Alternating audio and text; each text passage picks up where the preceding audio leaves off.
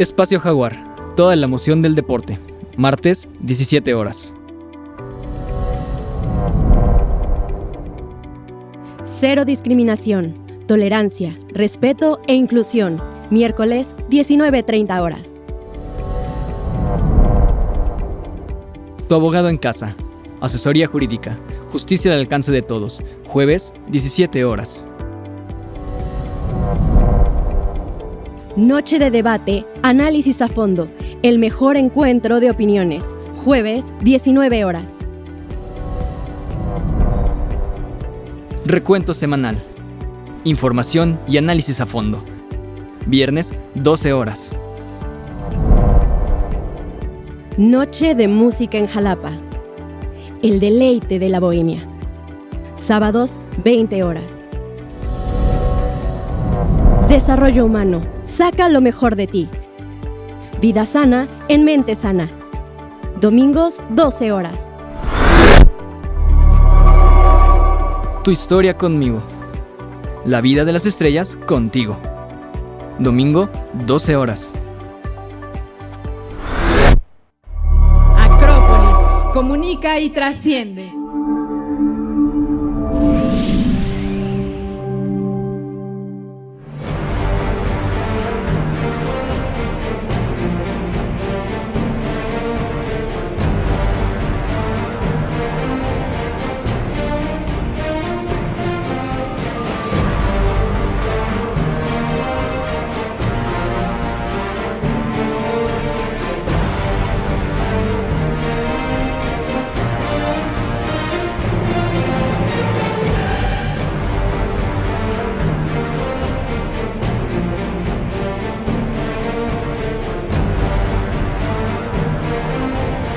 ¿Qué tal? Buenas tardes. Qué gusto que esté con nosotros en una nueva emisión de Recuento Semanal. Pasamos, como todos sabemos, la mitad del mes de septiembre de este 2021, mes patrio, en el que celebramos nuestra independencia, las tradiciones y la riqueza cultural de la que tanto nos enorgullecemos. Pero septiembre es también el mes en que por ley el Ejecutivo Federal debe presentar a la Cámara de Diputados el paquete económico para el siguiente año, que incluye los anteproyectos de leyes de ingresos, de egresos y la miscelánea fiscal, lo cual ya ocurrió y de ello le estaremos platicando en este programa. Además abordaremos la tan anunciada reforma electoral que quiere impulsar el primer mandatario López Obrador, acorde a sus visiones y, dirían algunos de sus críticos, a sus prejuicios y obsesiones. De ello también le estaremos comentando en este programa. Conoceremos más, además, de un tema muy complejo, de un tema doloroso, producto de la inseguridad y la impunidad reinantes y que ensombrece la vida cotidiana en este país y que se ha convertido en la piedra en el zapato de los gobiernos desde hace varios años. Me refiero al tema de las desapariciones forzadas. Recordaremos también lo sucedido un 11 de septiembre de hace 20 años, cuando los ataques terroristas a Estados Unidos conmocionaron al mundo y cuyos efectos y consecuencias perduran hasta nuestros días. Y como cada semana, hablaremos de deportes, de cultura, de historia y de tradiciones. Gracias por estar con nosotros. Soy Emilio Cárdenas y lo invito a que esté con nosotros la próxima hora en este su programa Recuento Semanal. Comenzamos.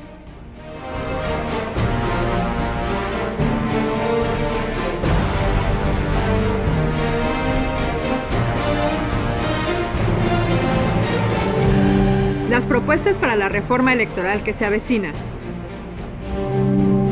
Presentación del paquete económico 2022. El grave problema de las desapariciones forzadas.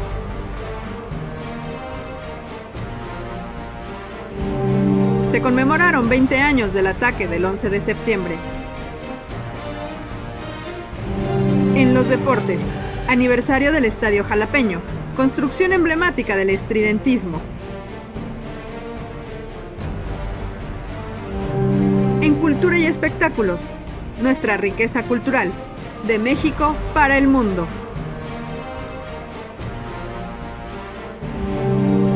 Tendremos una entrevista con Adrián Chávez, el arquero con más títulos obtenidos en la historia del Club América.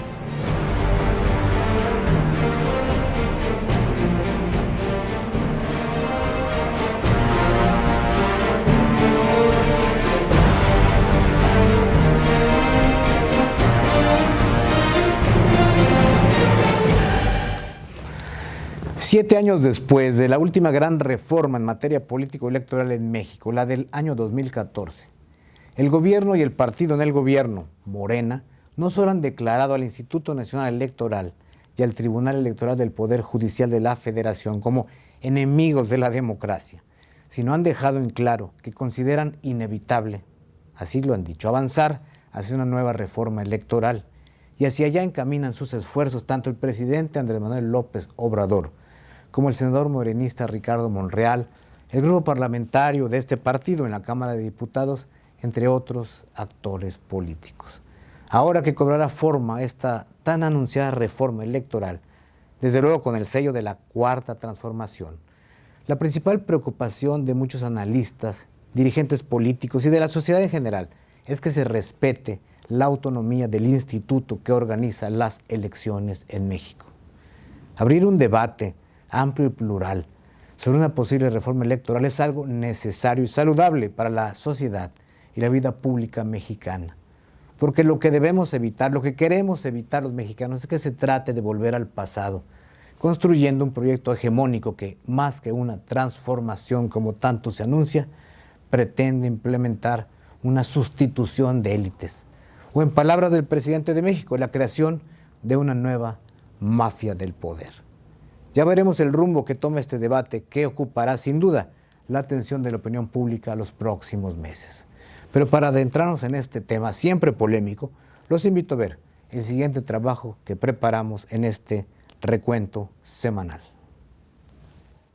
La nueva legislatura dará prioridad a la aprobación de una reforma electoral, misma que ha estado siendo impulsada por el presidente Andrés Manuel López Obrador, bajo el argumento de que por siglos el fraude electoral se ha impuesto en nuestro país. El escándalo que se dio hace poco más de un mes al interior del Tribunal Electoral del Poder Judicial de la Federación, así como de los recientes cuestionamientos sobre las resoluciones de los consejeros del Instituto Nacional Electoral, han sido pieza clave para que el Ejecutivo Federal insista en la necesidad de renovar la dirección de ambos organismos. Ante ello, hace unos días se dio a conocer que la nueva Cámara de Diputados se prepara para recibir al menos 6 iniciativas de reforma electoral.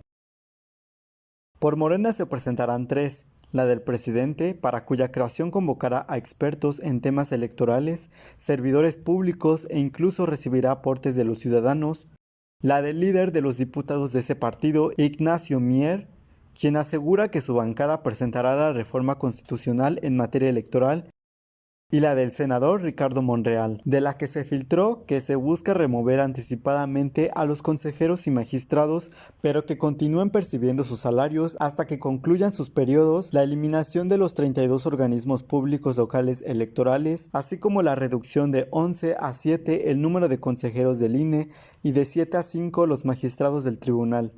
Y de paso bajar de 500 a 400 los diputados y de 128 a 96 los senadores. Aunque aún no ha adelantado detalles de su propuesta de la reforma, López Obrador ha dicho que se trata de una renovación tajante, no solo en la estructura de los organismos responsables, sino también en la manera de organizar los comicios. Aseguró que será un proceso plural, participativo y que la propuesta será presentada a los ciudadanos incluso antes de ser mandada a los legisladores. Por su parte, el Partido Revolucionario Institucional también someterá a votación su propuesta en solitario, mientras que el bloque opositor en la legislatura conformada por el Tricolor, el Partido Acción Nacional y el Partido de la Revolución Democrática también armarán un planteamiento, mientras que Movimiento Ciudadano hará lo propio al promover su denominada propuesta naranja.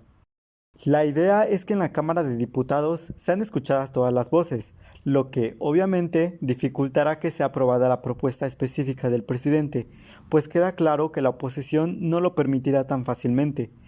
Además, la situación se complica, toda vez que Morena y sus aliados no alcanzan la mayoría calificada en el Congreso para hacerlo, aunque expertos adelantan que el PRI apoyará por lo bajo la propuesta del primer mandatario.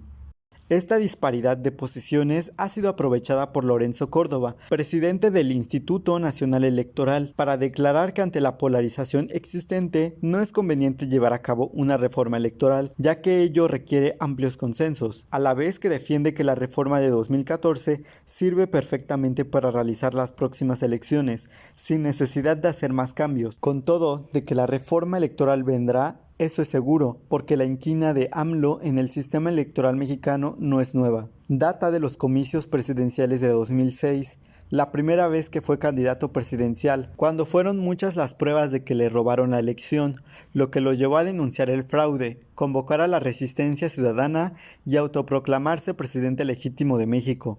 Y luego, en 2021, AMLO acusó que el PRI y su candidato Enrique Peña Nieto realizaron una masiva compra de votos que le arrebataron por segunda vez el triunfo electoral. No bastó que en 2018 lograra al fin ganar con la mayor votación de la historia moderna de México, más de 30 millones de votos, y lo que pudo haberse visto como un triunfo a la perseverancia y a su capacidad de aglutinar apoyos de todos los sectores en torno a Morena. El partido que funda para buscar por tercera ocasión la presidencia fue visto por López Obrador y sus fieles seguidores como el recuperar un poder que ya había ganado y que las élites y sus opositores, con la complicidad del INE y el Tribunal Electoral, le arrebataron en 2 ocasiones.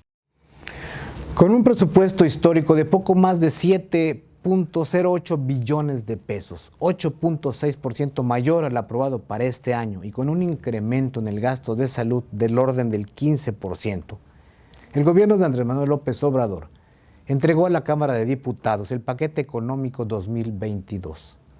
Rogelio Ramírez de la O, el secretario de Hacienda y Crédito Público, destacó que el 2022 será un año de consolidación para la recuperación económica, por lo que este paquete económico 2022 se construyó, dijo el secretario, con base en 3 pilares: los apoyos para el bienestar de la población más vulnerable, la estabilidad y solidez de las finanzas públicas, manteniendo desde luego la prudencia fiscal, y tercero, el apoyo a proyectos regionales de inversión que detonan desarrollo social y que tienen impactos positivos, directos e indirectos, en el bienestar y en el empleo. Con este paquete del siguiente año se busca, de acuerdo al propio secretario de Hacienda, atender las desigualdades que se acentuaron con la pandemia del COVID-19, además de contribuir al desarrollo económico, social e incluyente, a la vez de tener un clima favorable para la inversión. Ya iremos, desde luego, analizando el contenido de este paquete económico y le daremos seguimiento al debate que seguramente dominará la escena económica y política en los próximos meses. En tanto sucede, le invito a ver el siguiente trabajo que preparamos sobre este tema. La semana pasada, el secretario de Hacienda y Crédito Público, Rogelio Ramírez de la O, presentó al Congreso de la Unión el paquete económico 2022, que incluye la iniciativa de la Ley de Ingresos de la Federación, el presupuesto de egresos de la Federación y los criterios generales de la política económica. El documento estima que el próximo año el PIB crecerá el 4.1%, anticipa una inflación de 3.4% y espera que la deuda pública se mantenga respecto al PIB de este año, es decir, 51%. Para la producción petrolera, se espera que el precio de la mezcla mexicana se venda en $55 por barril, se tenga una producción de 1.8 millones de barriles diarios y que el tipo de cambio ronde los 20.3 pesos por dólar. Se prevé que el gobierno reciba 7.88 billones de pesos por concepto de ingresos, entre los que destaca la recaudación de 1.2 billones de pesos por IVA y 12.100 millones de pesos por impuestos de nuevos vehículos. El secretario de Despacho hizo especial énfasis en el hecho de que el próximo año no habrá un aumento de impuestos. Seguridad social, educación, cultura, apoyo al campo, gobernabilidad y seguridad pública son, específicamente, los rubros en que se verán reflejados un incremento en sus presupuestos. Salud tendrá un aumento del 15.2% más que el año pasado, con un total de 192.400 millones de pesos, recursos que se destinarán a fortalecer la atención médica, el combate al COVID-19 y contratación de personal médico. En lo que se refiere a educación pública, la Secretaría de Hacienda prevé un gasto de 364.500 millones de pesos. Para los programas sociales y del bienestar, la dependencia encargada de los dineros sugiere un gasto de 296.900 millones de pesos. Tanto educación como bienestar tendrán un incremento del 4.1% con respecto a este año. Mientras que los programas insignia del mandatario Andrés Manuel López Obrador, puntualmente Jóvenes Construyendo el Futuro y la Pensión de Adultos Mayores, recibirán 21.196.6 y 238.014.7 millones de pesos respectivamente, mientras que para Sembrando Vida se contemplan 29.446.9 millones de pesos. También Pemex tendrá un incremento del 12.7% en comparación con este año, con un total de 639.281 millones de pesos. Asimismo, los gobiernos estatales recibirían recursos superiores a los 2 billones de pesos, lo que supondría un incremento del 4.9 anual con lo que va del gobierno de Andrés Manuel López Obrador. El próximo año, la Marina y el Ejército serán castigados con una reducción del 7.5%, mientras que para la Guardia Nacional se prevé un aumento del 69.8%. Hay que destacar que este documento simplemente es algo preliminar, toda vez que la Cámara de Diputados deberá aprobar antes del 20 de octubre la Ley de Ingresos y Miscelánea Fiscal, para luego ser turnada a la Cámara de Senadores, que tiene como fecha límite el 31 de octubre. No obstante, solo los diputados tienen la potestad de aprobar el proyecto de presupuesto de egresos de la Federación, quienes entonces tendrían hasta el 15 de noviembre para hacerlo y posteriormente publicar su resolución en el Diario Oficial de la Federación. La desaparición forzada ha resurgido en México con una fuerza estremecedora. Hoy, de acuerdo al Registro Nacional de Personas Extraviadas o Desaparecidas, hay más de 73.201 personas desaparecidas a lo largo y ancho del país. Hechos como las masacres de San Fernando en Tamaulipas hace algunos años, en los que fueron asesinadas y desaparecidas personas migrantes. No hay un número cierto, por cierto, no hay un número establecido, pero se habla de varias decenas de personas que fueron encontradas. O, más recientemente, la desaparición de los 43 estudiantes de la Escuela Normal Rural de Ayotzinapa son solo una pequeña muestra de la magnitud del problema a nivel nacional. El aumento en el número de registros de personas desaparecidas coincide con el sexenio del expresidente Felipe Calderón, cuando inició la llamada guerra contra el narcotráfico, cuya estrategia fallida al final dio como resultado las fracturas en los grupos delictivos y dando paso a una multiplicación de estos, a que se recrudecieran las luchas entre ellos justamente por el dominio de territorios, lo que generó más violencia, homicidios y diferentes métodos de ocultar la escena del crimen, como la desaparición de los cadáveres de las personas asesinadas. Esa es la génesis de este terrible problema. Ante esta situación tan grave, el Estado mexicano se ha visto en la necesidad de impulsar, de la mano de las y los familiares de personas desaparecidas, diversas iniciativas legislativas que han dado paso a la regulación del asunto, así como a la creación de instituciones y dependencias para dar respuesta a la problemática. Es lo menos que se puede hacer para buscar justicia y reparar, si ello es posible, el daño causado a las familias de los desaparecidos. Los invito a ver el siguiente trabajo que preparamos sobre este triste y sensible asunto. La desaparición forzada es uno de los hechos criminales más comunes y lamentables a nivel mundial. En México suma más de 90,000 personas desaparecidas desde 1964, cuando se comenzaron los registros. Bajo la administración del presidente Andrés Manuel López Obrador, alcanzan los 49,581 desaparecidos.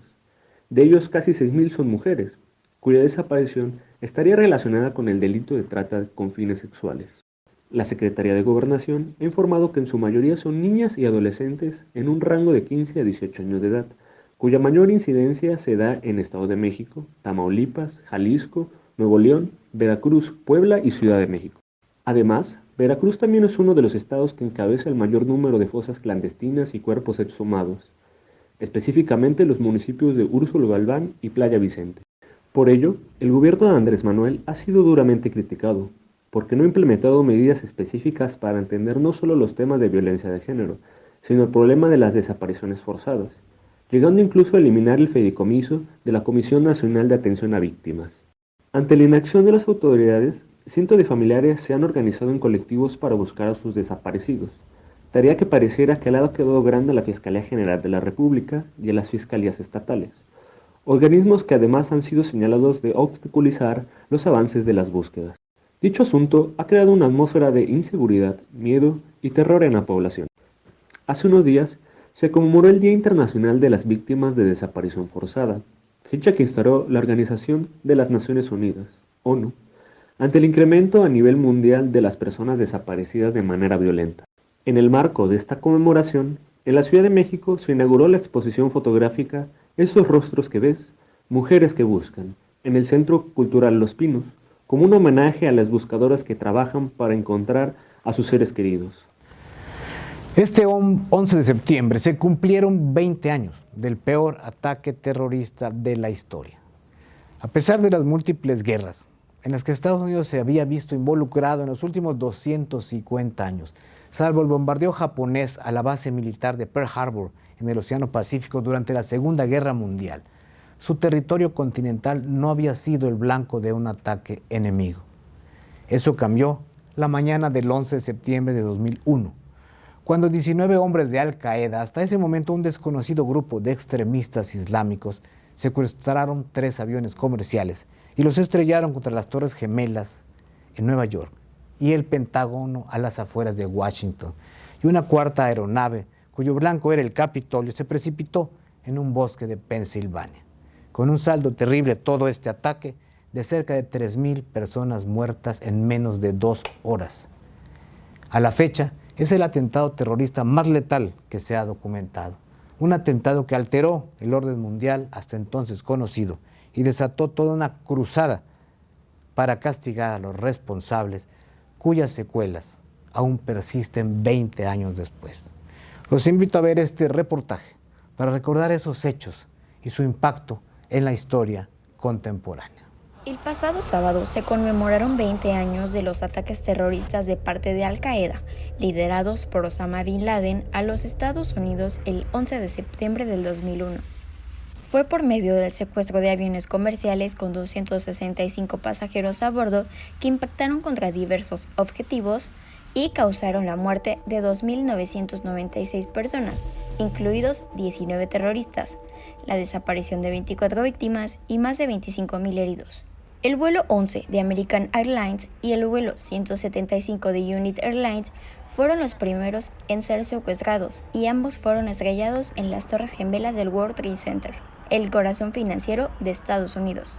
El primero contra la Torre Norte a las 8:46 horas, el segundo contra la Torre Sur a las 9:03 horas, después fueron derrumbadas en su totalidad, así como 2 más, uno que impactó contra el Pentágono y otro que terminó en un campo abierto. Fue así que Estados Unidos le declaró la guerra a Afganistán el 7 de octubre de 2001. Los estadounidenses derrocaron fácilmente al gobierno talibán y dieron paso a la celebración de elecciones libres para la conformación de un gobierno democrático, aunque la constante inestabilidad política del país dificultó el sometimiento de los grupos terroristas. En 2002, Osama Bin Laden dio a conocer que los ataques a Estados Unidos estaban relacionados con el apoyo que dio al país de las barras y las estrellas a los sionistas y colaboradores.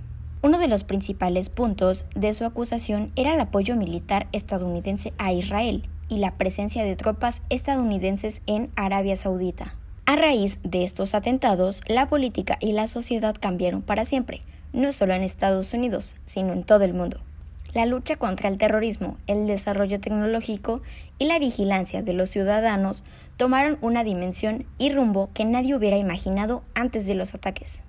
Hace unas semanas, el presidente de Estados Unidos, Joe Biden, anunció el retiro de sus tropas de Afganistán, lo que generó que el talibán fuera recuperando poco a poco terreno y con ello el poder de su país, lo que desembocó en la preocupación de la población afgana por el retorno de las políticas extremistas del talibán, sobre todo en las mujeres, ya que regresando los talibanes al poder, ellas serían las más afectadas, porque son varias las medidas que anulan sus derechos humanos, tales como las lapidaciones, las prohibiciones de estudiar o trabajar, el uso obligatorio de la burka o velo, entre muchas otras.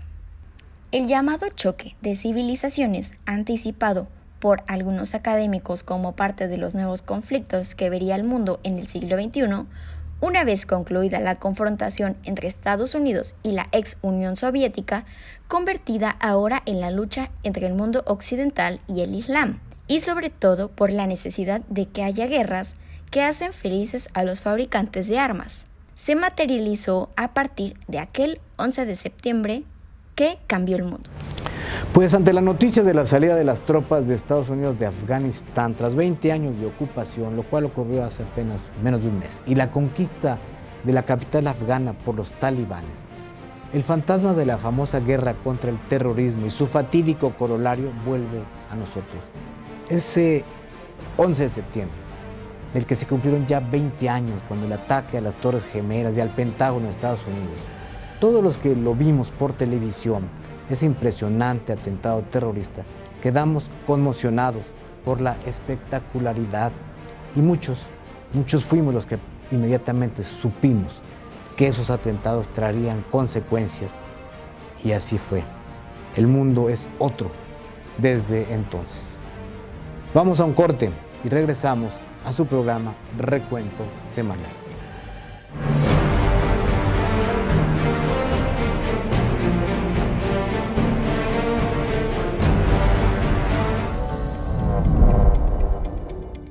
Espacio Jaguar, toda la emoción del deporte. Martes, 17 horas. Cero discriminación, tolerancia, respeto e inclusión. Miércoles, 19:30 horas. Tu abogado en casa. Asesoría jurídica.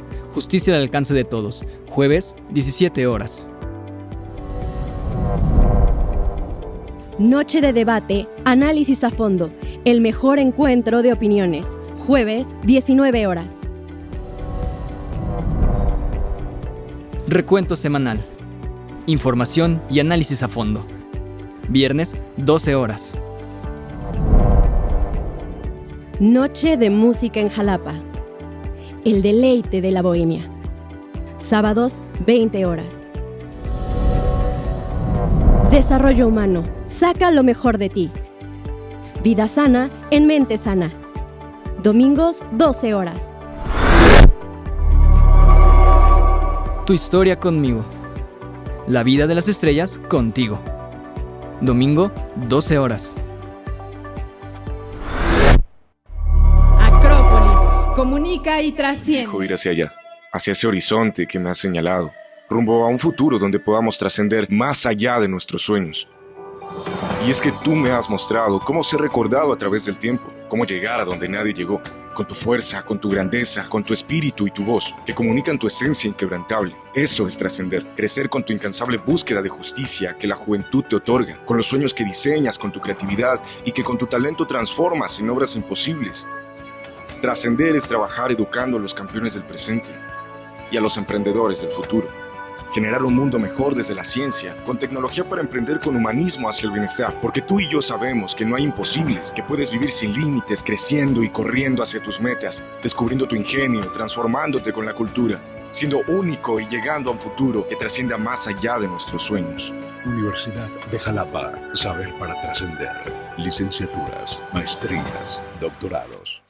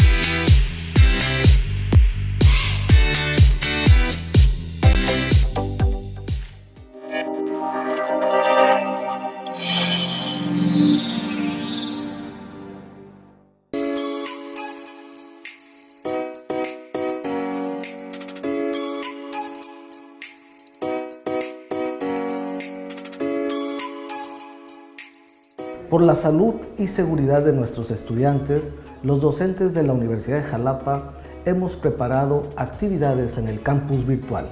Estudia en casa. Porque nos importa tu salud y tu educación, estamos trabajando codo con codo. Quédate en casa.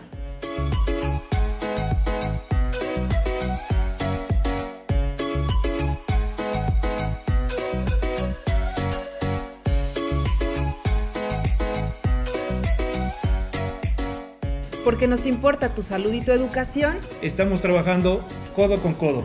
Quédate en casa. Porque nos importa tu salud y tu educación, estamos trabajando codo con codo. Quédate en casa.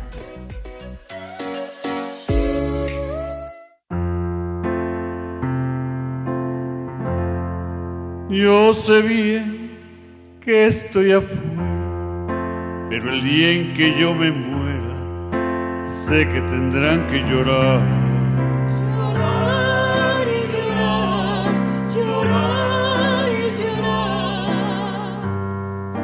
Estimado público, los invitamos a que nos vean y nos escuchen en un programa más de Noche de Música en Jalapa para celebrar las fiestas patrias a través de las redes sociales.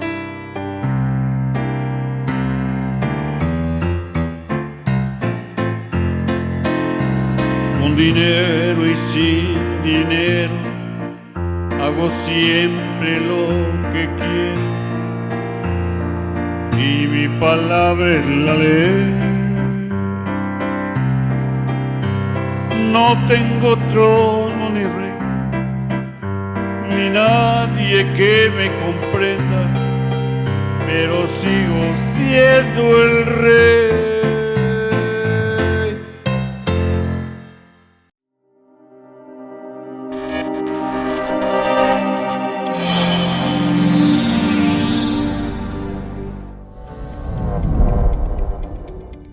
Espacio Jaguar, toda la emoción del deporte.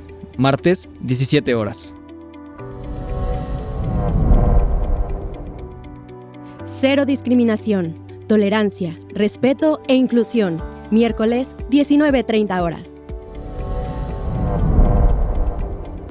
Tu abogado en casa. Asesoría jurídica. Justicia al alcance de todos. Jueves, 17 horas. Noche de debate, análisis a fondo, el mejor encuentro de opiniones. Jueves, 19 horas. Recuento semanal. Información y análisis a fondo. Viernes, 12 horas. Noche de música en Jalapa. El deleite de la bohemia. Sábados, 20 horas. Desarrollo humano. Saca lo mejor de ti. Vida sana en mente sana. Domingos, 12 horas. Tu historia conmigo. La vida de las estrellas contigo. Domingo, 12 horas. Acrópolis. Comunica y trasciende.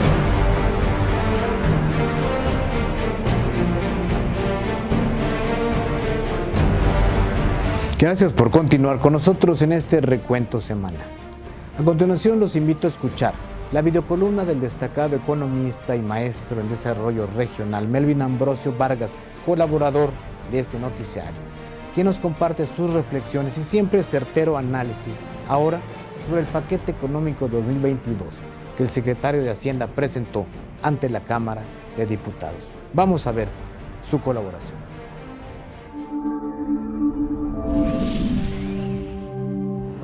Hola, ¿qué tal amigos de Recuento Semanal? Te saluda el maestro Melvin Ambrosio Vargas, licenciado en Economía y maestro en Desarrollo Regional, en esta videocolumna Economía para Todos. El 9 de septiembre de 2021, Rogelio Ramírez de la O, titular de la Secretaría de Hacienda y Crédito Público, presentó ante el Pleno del Congreso el paquete económico 2022. Es importante destacar los puntos que a continuación te vamos a mencionar. Número 1. En este paquete económico se potencia lo que es la recuperación económica del país y bueno, pues empezamos a observar que los ejes principales de este paquete económico son 3. Número 1, el fortalecimiento de las finanzas públicas de una forma ordenada sana y con prudencia fiscal. Número 2, el apoyo principalmente a los programas de apoyo social, tanto de adultos mayores como las becas a los estudiantes de educación básica y media superior. Y número 3, los proyectos de detonación regional, te lo platico a continuación. La estimación de los ingresos presupuestarios para el año 2022 se estima en 6.1 billones de pesos, es decir, que tendríamos un aumento significativo del 7% con respecto a los ingresos del año 2021. Rogelio Ramírez de la O nos menciona que esta estimación está basada principalmente en datos económicos calibrados principalmente por las principales calificadoras de riesgo internacional. Entonces, él tasa que la recuperación económica en diferentes sectores de la economía mexicana va a potenciar principalmente este efecto. Entonces, número 1, lo que vamos a tener que en esta nueva ley de ingresos de la Federación es que vamos a tener mayor apoyo a las microempresas por un nuevo esquema llamado de confianza. Este esquema de recaudación de confianza va a beneficiar a pequeños contribuyentes y MIPYMES que entren dentro de un esquema de recaudación del ISR de 1% a 2.1% de recaudación. Un esquema bastante atractivo. Llama también la atención que este esquema recaudatorio va a tener por primera vez una consideración de equidad de género y bueno, pues va a haber un mayor apoyo a las mujeres que se dedican a actividades económicas. Entre otras cosas que podemos destacar precisamente de este paquete económico 2022 es precisamente esa cifra del crecimiento económico muy optimista del 4.1%. Enrique Quintana en su coordenadas de El Financiero estima que el crecimiento podría llegar al 2.1%. Cabe destacar que también algunas dependencias han sufrido recortes, como por ejemplo la Secretaría de Economía, que tuvo un recorte del 40% de su presupuesto. Los que sí tuvieron aumento son el presupuesto de salud, que va a tener un aumento presupuestal del 15% en su ingreso, aproximadamente 800 mil millones de pesos, que se van a ocupar tanto para vacunas, servicios de atención gratuitos, equipamiento y contratación de personal. Llama también la atención que en el año 2021 se rompieron cifras históricas de recaudación fiscal. Por tal motivo, las arcas del gobierno tienen excedentes que se podrán transmitir precisamente a los gobiernos locales. Se habla que el aumento de las participaciones será en el orden del 6% y las aportaciones un 4% más 2 millones de pesos adicionales que irán surgiendo poco a poco para estas instancias. Otra cosa que podemos destacar es la triplicalización del proyecto El Tren Maya. Podemos ver también que el aeropuerto de Santa Lucía, Dos Bocas, también va a tener un aumento y tímidamente el Istmo de Tehuantepec también se menciona, pero pues realmente no hay tantos recursos para este proyecto detonador. También podemos anunciar en su columna con Víctor Piz que estamos precisamente en este efecto rebote, es decir, el efecto columpio de la recuperación económica. Con base a este paquete fiscal y económico 2022, podemos hacer las siguientes precisiones. Bueno, llega un personaje verdaderamente importante a la Secretaría de Hacienda y Crédito Público con un corte de tipo neoliberal, porque también hemos de mencionar que muchas veces el Ejecutivo Federal ha indicado que se necesita un economista que esté a favor de la economía moral. Analizando su discurso, podemos encontrar que hay varios elementos que efectivamente mencionan la separación del poder económico del poder político en el país, pero los datos duros hablan por sí solos y Rogelio Ramírez de la O es una persona que tiene una vasta experiencia. Vamos a ver que en 1994 fue uno de los partícipes precisamente del análisis del Telecán, uno de los primeros que identificó el efecto tequila y también que él tiene su despacho en Boston, una alianza estratégica con muchas consultoras de riesgo norteamericano y bueno, pues este documento realmente está en espera de la aprobación. A partir del 20 de octubre del 2021, el Congreso de la Unión tendrá que aprobar la Ley de Ingresos y el Presupuesto y también el 31 de octubre el Senado tendrá esa participación. Aquí tenemos las conclusiones. Número 1, mayor disciplina fiscal sin incremento o aumento en los impuestos. Número 2, un régimen llamado agregados fiscales, donde tendremos algo llamado confianza. Y número 3, el mayor apoyo a los proyectos detonadores. Bueno, pues hasta aquí dejamos esta opinión de análisis. Todavía surgirán más análisis respecto a este informe para las siguientes semanas. Bueno, deja todos tus comentarios, dale like, suscríbete y comparte todos los contenidos de Acrópolis Multimedios. Y se despide de ustedes el maestro Melvin Ambrosio Vargas, aquí para esta columna de Recuento Semanal. Muchísimas gracias. El Estadio Jalapeño cumple 96 años. Edificado en 1925 bajo el mando del ingeniero Modesto Roland, en 2 meses y medio, breve tiempo, se levantó esta obra arquitectónica vanguardista en su tiempo en nuestra ciudad capital durante la gestión del gobernador de Veracruz, el general Heriberto Jara Corona.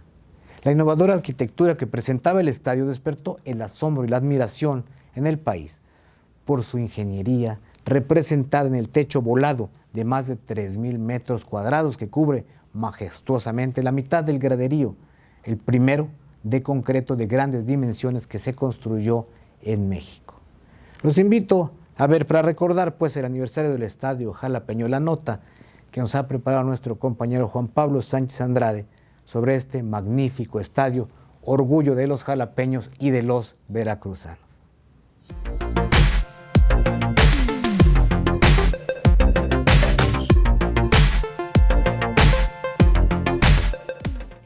El próximo lunes 20 de septiembre, la mayor edificación deportiva y emblemática de Jalapa, el Estadio Jalapeño, cumplirá 96 años, siendo una de las obras cumbres del estridentismo, movimiento artístico fundado por el estudiante de la Escuela Libre de Derecho, Manuel Maples Arce. El estridentismo se caracterizó por tratar temas de manera innovadora, estudiando lo urbano, moderno y cosmopolita. Tuvo su auge en la capital entre 1925 y 1927. Maples Arce notó que el ambiente cultural del país postrevolucionario estaba en desfase, llegando a criticar la presencia de movimientos culturales elitistas y conservadores.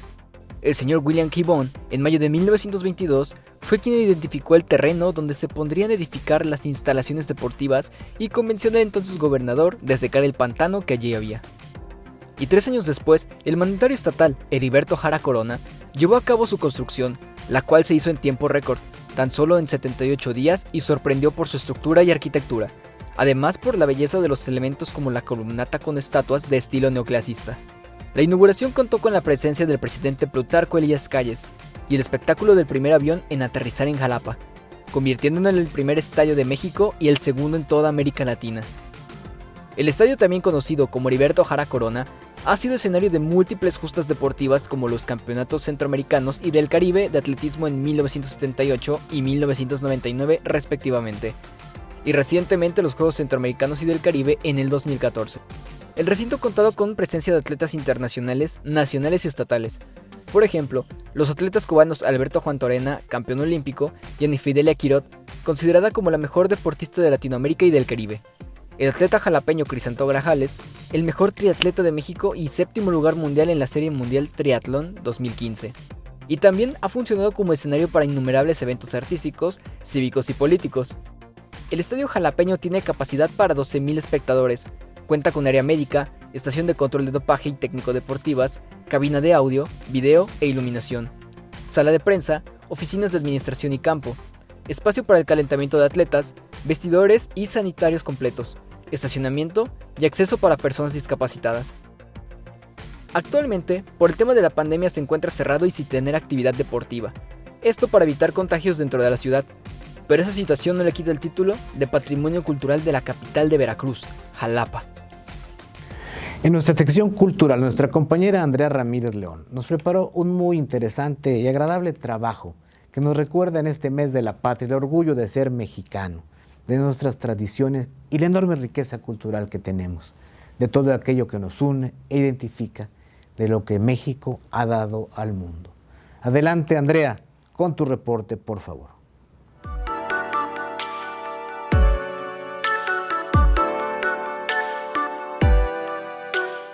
Septiembre es uno de los meses más significativos para los mexicanos. Apenas ayer celebramos un año más de nuestra independencia de los españoles. Un hecho histórico que sí, trajo muchas muertes y saqueos, pero que también nos enriqueció culturalmente hablando. Algo de lo que estamos inmensamente orgullosos. México ha aportado al mundo diversas riquezas, además de que contamos con 36 bienes considerados Patrimonio Mundial de la UNESCO. No es por presumir, pero anualmente miles de extranjeros arriban a México para conocer todos nuestros tipos de turismo, de playa, arqueológico, religioso, gastronómico, de aventura, deportivo y cultural. Entre los destinos destacan Palenque, el Palacio de Bellas Artes, Pirámides de Teotihuacán, Chichén Itzá, Cancún, la Riviera Maya, la Basílica de Guadalupe, Virgen de Juquila, entre otros. Y ni hablar de la gastronomía mexicana, que ha tenido impacto en otras latitudes, principalmente con el maíz, el cacao, el chocolate, el jitomate, el chile y la vainilla. Ingredientes que le dan fama mundial a nuestros platillos, tales como el delicioso chile en nogada, que en esa temporada es muy consumido, las carnitas, el mole, la cochinita pibil, el pozole y todas las sabrosas variantes de los tacos. Nuestra música tiene un asombroso ritmo, le ha dado la vuelta al mundo. Todo aquel que la escucha queda encantado y se contagia de alegría esté donde esté. Lo mismo sucede con nuestros principales trajes típicos. En los hombres, el famoso traje charro, mientras que en las mujeres tenemos los trajes de china poblana, el jarocho, el huasteco, el tehuano, entre muchos otros. Y para muestra un botón, pues hace apenas unos días, la banda de música y el ballet folclórico del Ejército y Fuerza Aérea de México participaron en el Festival Internacional Anual de Música Militar Torre Spasskaya en Moscú, que dejó a más de uno boquiabierto cuando nuestros artistas militares interpretaron con mariachi la canción de Guadalajara, del compositor Pepe Guizar y el Huapango de Moncayo, mientras los bailarines hacían gala de los pasos y coloridos trajes. Ahora que, si hablamos de artesanías, que alguien me diga que no conoce los famosos alebrijes, el barro negro, la talavera, las piñatas, los zarapes, los huipiles, los árboles de la vida y ya las tradicionales muñecas marías. Y por si esto no fuera poco, México ha dado grandes pintores, músicos, compositores, escritores, actores, cineastas y deportistas. Por ejemplo, Sor Juana Inés de la Cruz, Diego Rivera, Frida Kahlo, Cantinflas, Vicente Fernández, Octavio Paz, Roberto Cantoral, Agustín Lara, Pedro Infante, Alfonso Cuarón, Alexa Moreno, entre muchos otros. Cada una de las regiones de nuestra geografía es rica y ha aportado algo a nuestra cultura, y nunca nos cansaremos de decir, siempre muy orgullosos, que como México no hay dos. Pues miren, a continuación les quiero presentar una muy interesante entrevista que otorgó a Recuento Semanal el deportista, destacado futbolista y portero Adrián Chávez, una figura legendaria del Club América que estuvo de visita en la Universidad de Jalapa. Vamos a ver juntos esta plática con el destacado arquero.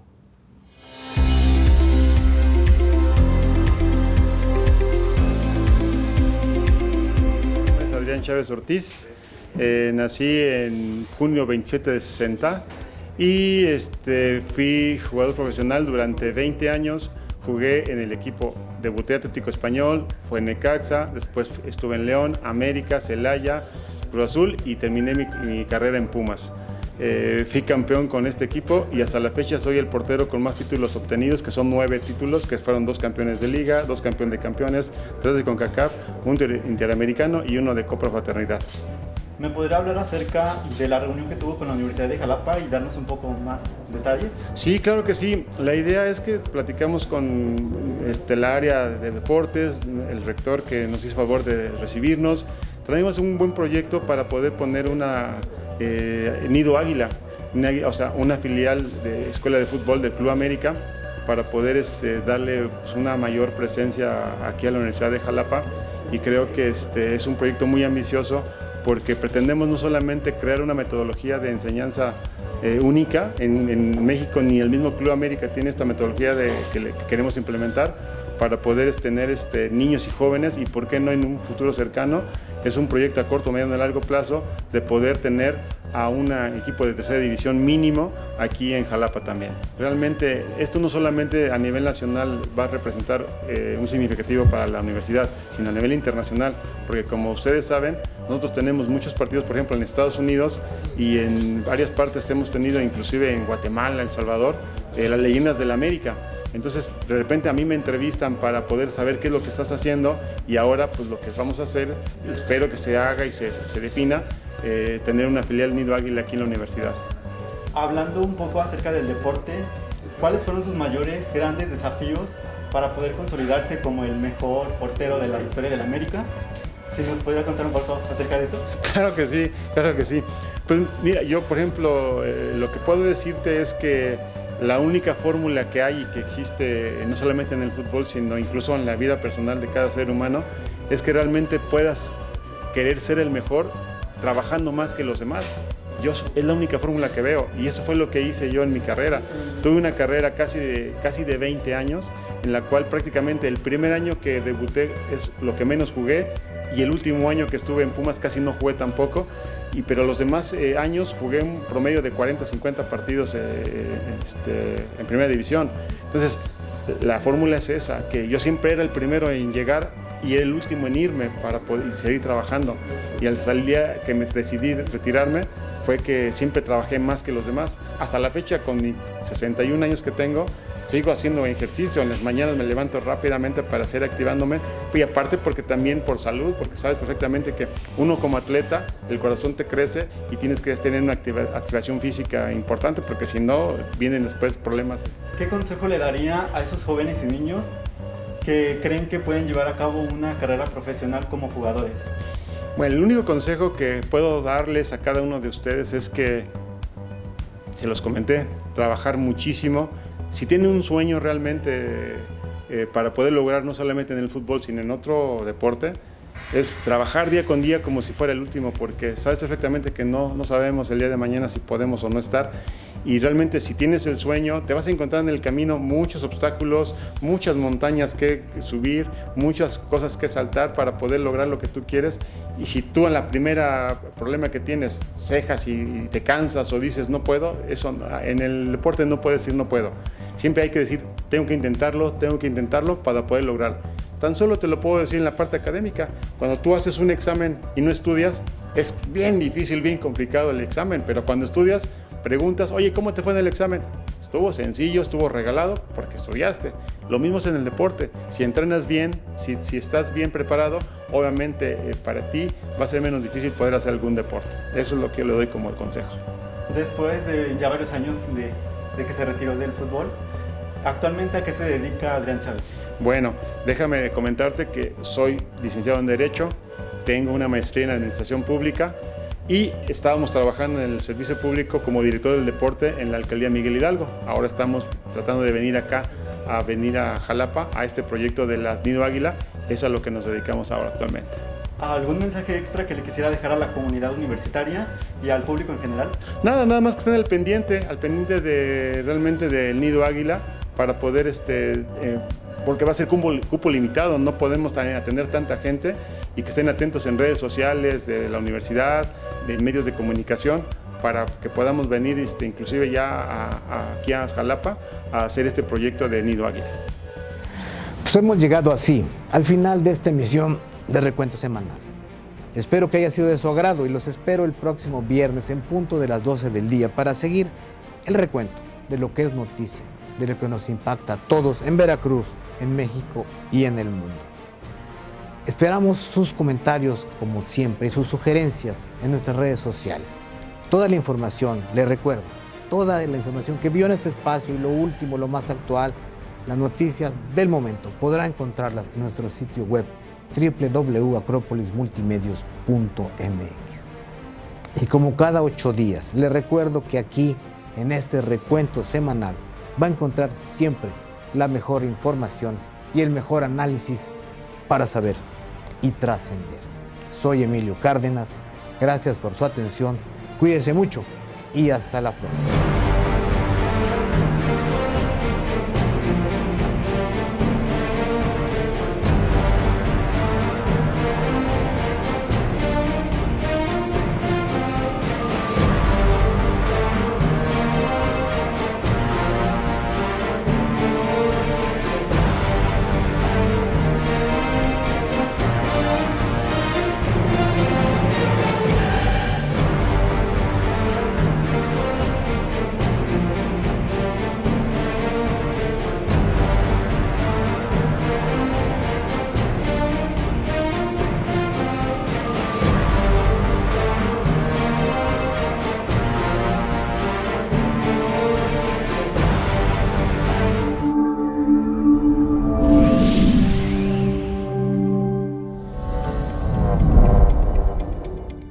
Espacio Jaguar, toda la emoción del deporte.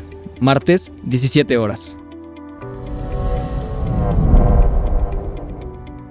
Cero discriminación, tolerancia, respeto e inclusión. Miércoles, 19:30 horas. Tu abogado en casa. Asesoría jurídica. Justicia al alcance de todos. Jueves, 17 horas. Noche de debate, análisis a fondo. El mejor encuentro de opiniones. Jueves, 19 horas. Recuento semanal. Información y análisis a fondo. Viernes, 12 horas. Noche de música en Jalapa. El deleite de la bohemia. Sábados, 20 horas. Desarrollo humano. Saca lo mejor de ti. Vida sana en mente sana. Domingos, 12 horas. Tu historia conmigo. La vida de las estrellas contigo. Domingo, 12 horas. Acrópolis, comunica y trasciende.